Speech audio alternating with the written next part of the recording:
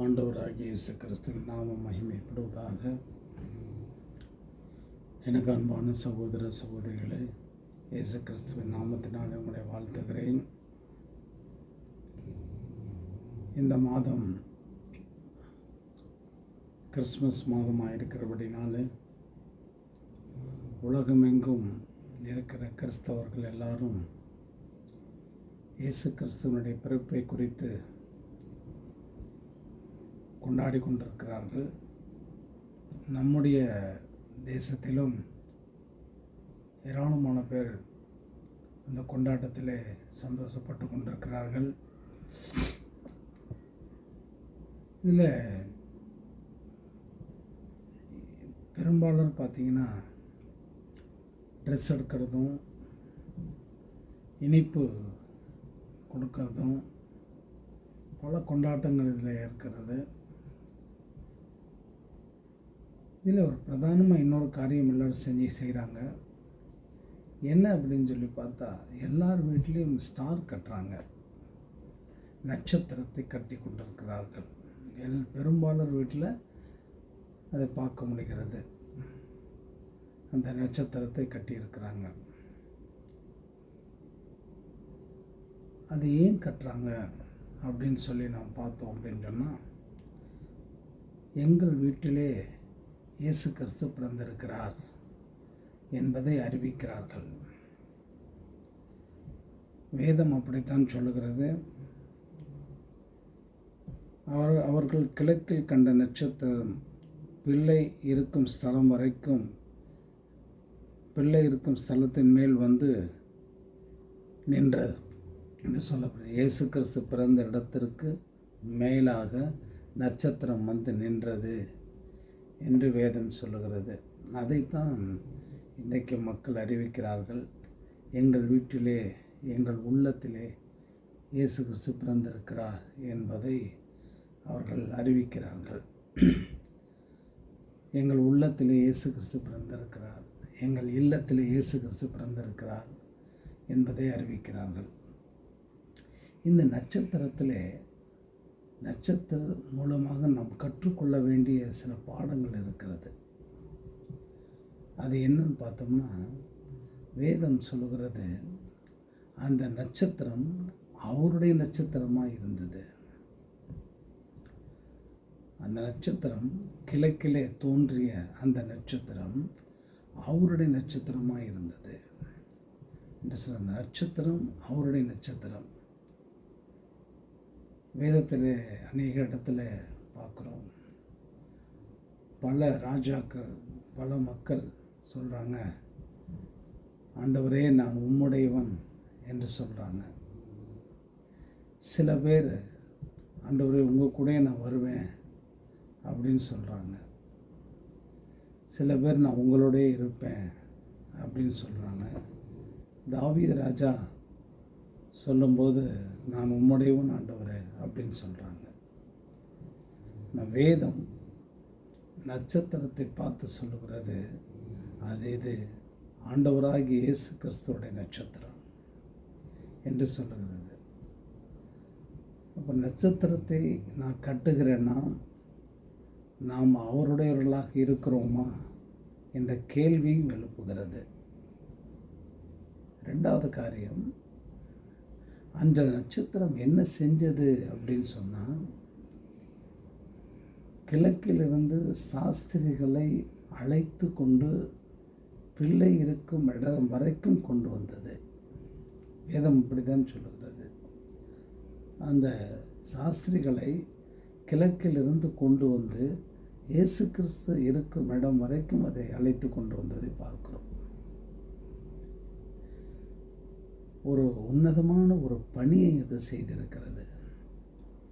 நினைத்து பார்க்க முடியாத பணி, அருமையான வேலையை செஞ்சிருக்கு.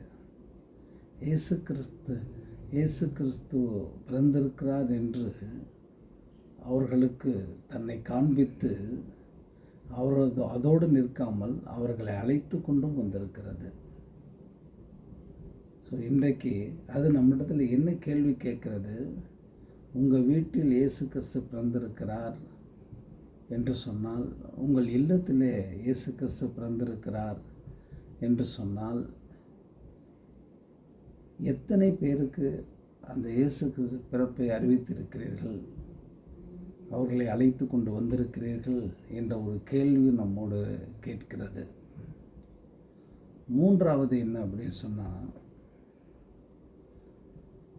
சாஸ்திரிகள் நட்சத்திரத்தை பார்த்து கொண்டு வந்தாங்க. அப்படி வரும் பொழுது அவர்களுடைய பார்வை மாளிகைகள் மேலும் அரண்மனைகள் மேலும் போனது. ஸோ யூதருக்கு ராஜாவாக பிறந்திருக்கிறவர் அரண்மனையிலே தான் பிறந்திருக்க வேண்டும் என்று சொல்லி அவர்கள் இந்த ஏரோதின் அரண்மனைக்கு சென்று, யூதருக்கு ராஜாவாக பிறந்திருக்கிறவர் எங்கே, கிழக்கிலே ஒரு நட்சத்திரத்தை கண்டு வந்தோம் என்று சொல்கிறார்கள். அந்த சமயத்தில் யூதர்கள் அரண்மனைக்கு, சாஸ்திரிகள் அரண்மனைக்குள்ளே போனார்கள். ஆனால் நட்சத்திரம் போகவில்லை. நட்சத்திரம் அது இயேசு கிறிஸ்துவின் இடத்துல தான் வந்தது. இப்போ தவறான இடத்துக்கு சாஸ்திரிகள் போகும்போது கூட நட்சத்திரம் அவர்களோடு போகவில்லை. நட்சத்திரம் நேராக இயேசு கிறிஸ்துவிடத்தில் தான் வந்தது.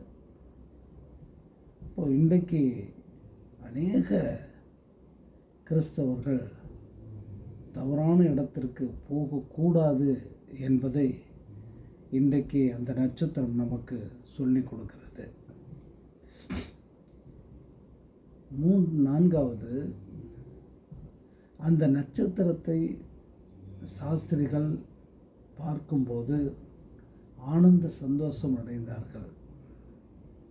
அந்த நட்சத்திரத்தை பார்த்தபோது சாஸ்திரிகள் ஆனந்த சந்தோஷம் அடைந்தார்கள் என்று வேதம் சொல்லுகிறது. வெறும் சந்தோஷம் என்று போட்டிருக்கலாம், ஆனால் ஆனந்த சந்தோஷம் அடைந்தார்கள் போடப்பட்டிருக்கு. இப்போது அது என்ன ஆனந்த சந்தோஷம் என்று சொல்லி பார்த்தால், மிகுதியான சந்தோஷம் என்று விளக்கம் சொல்லப்படுகிறது. பேரின்பத்தின் உச்சம் என்று சொல்லப்படுகிறது. அப்படி ஒரு ஆனந்த சந்தோஷம். இப்போ இன்றைக்கு கிறிஸ்தவர்களாகிய நம்மை மக்கள் பார்க்கும்போது சந்தோஷம் அடைகிறார்களா, அல்லது நம்மை பார்க்கும்போது ஆனந்த சந்தோஷம் அடைகிறார்களா என்று அந்த நட்சத்திரம் நம்மிடத்தில் கேட்கிறது. ஸோ அன்பானவர்களே, இந்த நட்சத்திரத்தில் 4 காரியங்கள் பார்த்தோம். ஒன்று, அது அவருடைய நட்சத்திரமாக இருந்தது. ரெண்டாவது, சாஸ்திரிகளை வழிநடத்தி கொண்டு வந்தது. மூன்றாவது, அது பிள்ளை இருக்கும் இடத்திற்கு வந்தது. நான்காவது, அந்த நட்சத்திரத்தை பார்க்கிறவர்கள் சந்தோஷம் அடைந்தார்கள் என்று எழுதியிருக்கிறது. ஆகையால் இயேசு கிறிஸ்து இந்த உலகத்திலே பிறந்ததே ஒரு சந்தோஷமான விஷயம். இயேசு கிறிஸ்து பிறப்பதற்கு முன்னதாகவே தீர்க்கதரிசிகள் எல்லாம் சொல்லிவிட்டார்கள். தீர்க்க தரிசனமாக அநேக காரியங்களை சொல்லியிருக்கிறார்கள். வேதத்திலே ஆதியாகும் முதல் இயேசு கிறிஸ்து பிறப்பு வரைக்குமே இயேசு கிறிஸ்து பற்றி சொல்லப்பட்டிருக்கிறது. தீர்க்க தரிசனமாக சொல்லப்பட்டிருக்கு. பெரிய தீர்க்கதரிசிகள் சொல்லியிருக்கிறாங்க, சின்ன தீர்க்கதரிசிகள் சொல்லியிருக்கிறாங்க, இப்படி அநேக மக்கள் சொல்லியிருக்கிறாங்க. ஆனால் இன்றைக்கு எங்கள் வீட்டில் இயேசு கிறிஸ்து பிறந்திருக்கிறார், எங்கள் இல்லத்திலே இயேசு கிறிஸ்து பிறந்திருக்கிறார், எங்கள் உள்ளத்திலே இயேசு கிறிஸ்து பிறந்திருக்கிறார் என்பதை நாம் அன்போடு சந்தோஷத்தோடு நாம் மற்றவர்களுக்கு சொல்ல கடமைப்பட்டிருக்கிறோம் என்பதை நாம் மறக்க வேண்டாம். ஆண்டவராகிய இயேசு கிறிஸ்துவின் நாமம் மகிமைப்படுவதாக. ஆமேன், ஆமேன், ஆமேன்.